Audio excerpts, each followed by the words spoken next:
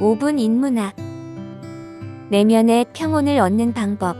시작합니다. 불안과 공황은 최근 많은 사람들에게 삶의 많은 부분을 차지하고 있습니다. 그리고 지난 몇 년 동안 더 많은 사람들이 불안과 공황을 겪고 있죠. 그래서 오늘은 불안과 공황을 통제할 수 있는 몇 가지 방법을 알려드리겠습니다. 첫 번째, 호흡. 호흡은 단순하고 지루하게 들리지만 연구에 따르면 사람들의 90%가 잘못된 호흡을 하고 있으며 이 잘못된 호흡이 만성질환을 유발하거나 악화시키고 있다고 합니다. 적절한 호흡은 건강에 기여할 뿐만 아니라 침착함을 기르고 불안과 공황의 통제력을 감소시키는 역할을 합니다. 올바르게 호흡하는 법을 배운 것이 내 인생을 바꾸었다고 말하는 사람들도 있죠. 많은 사람들은 자신도 모르게 긴장이 고조되는 방식으로 숨을 쉬고 있습니다. 우리 대부분은 심호흡이 마음을 가라앉히는 가장 좋은 방법이라는 말을 들어봤을 것입니다. 하지만 올바르게 호흡하는 방법을 모르면 실제로 불안감과 공황 상태가 가중될 수 있습니다. 적절한 호흡은 깊고 느리며 가슴이 아닌 배로 들이마셔야 합니다. 두 손을 사용하여 한 손은 가슴에 다른 한 손은 배에 올려서 가슴 호흡인지 배 호흡인지 확인해 보시기 바랍니다. 이제 천천히 심호흡을 하세요. 배에 얹은 손보다 가슴에 얹은 손이 더 많이 올라오면 잘못된 호흡을 하고 있는 것입니다.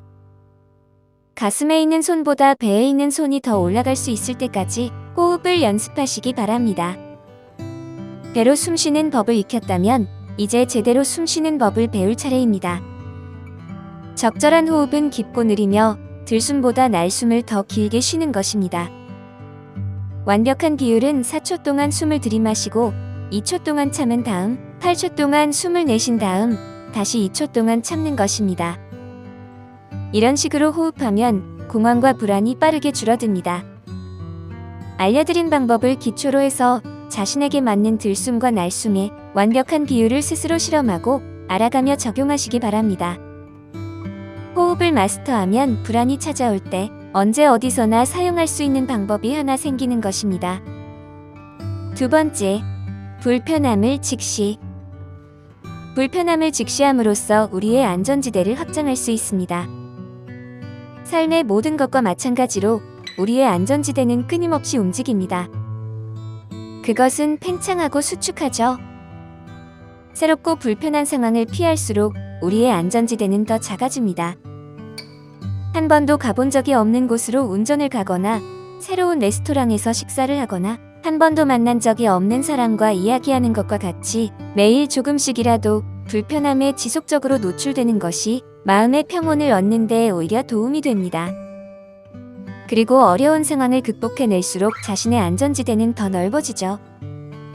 격투기와 같은 새로운 스포츠를 시도하거나 다른 도시에서 직장을 구하는 것 모두 자신을 크게 성장시키는 데 도움이 됩니다. 달리기, 수영, 등산 등 내 몸을 새로운 한계까지 밀어붙여 보는 것도 편안함의 기준선을 넓히는 데 도움이 되죠. 편안함을 느끼는 영역이 넓어지면 자연스럽게 침착함을 유지할 수 있는 상황이 늘어납니다. 세 번째, 욕망하는 일을 하는 것.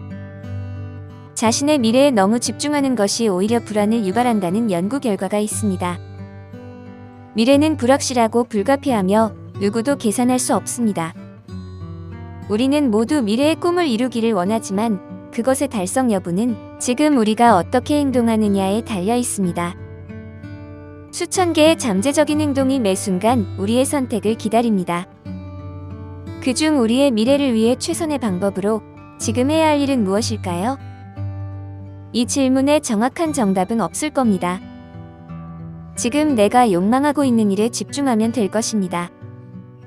우리에게 가장 의미 있는 행동, 수천 가지의 잠재적인 행동 중에서 가장 큰 소리로 우리를 부르는 행동이 우리가 취할 수 있는 최선의 행동일 겁니다. 현재에 집중하고 가장 원하는 일을 하는 것보다 더 좋은 것은 없습니다. 어느 순간 누구도 예측할 수 없는 시점에서 죽음이 우리에게 닥칠 것입니다. 하지만 우리가 매 순간 가장 욕망하는 것을 위해 행동을 했다면 후회는 남지 않을 것입니다. 우리는 우리의 삶에서 우리가 할 수 있는 가장 큰 의미를 만들었습니다. 더 이상 우리가 할 수 있는 일이 없습니다. 네 번째, 자신의 운명을 사랑하는 것. 현재의 욕망하는 일을 한 결과로 우리의 미래는 자연스럽게 형성됩니다. 그것을 운명이라고 생각할 수 있죠. 자신이 가장 욕망하는 일을 했다면 그것이 만들어내는 미래에 대해 도망치고 거부할 필요가 있을까요? 운명을 받아들이고 사랑함으로써 삶의 결과를 받아들이고 인정하게 됩니다. 우리는 존재하는 것이 원래 존재한다는 사실에서 평화를 찾을 수 있습니다. 조금씩 불편한 일을 함으로써 우리는 편안함을 확장합니다. 가장 욕망하는 일을 함으로써 우리는 현재 순간을 최대한 활용합니다. 그리고 운명을 사랑함으로써 우리는 의미 있는 삶의 결과를 받아들이고 목적을 달성합니다. 심호흡을 사용함으로써 우리는 내면의 고요함을 다지고 불안과 공황으로부터 자신을 보호할 수 있습니다. 그러나 다른 여러 가지 방법과 마찬가지로 100%는 아닙니다. 이 방법이 모든 사람에게 효과가 있는 것은 아닐 겁니다. 하지만 불안 및 공황으로 어려움을 겪고 있다면 알려드린 방법을 조금씩 적용해 보시기 바랍니다. 오늘 5분 인문학은 여기까지입니다. 구독과 좋아요는 저에게 큰 힘이 됩니다.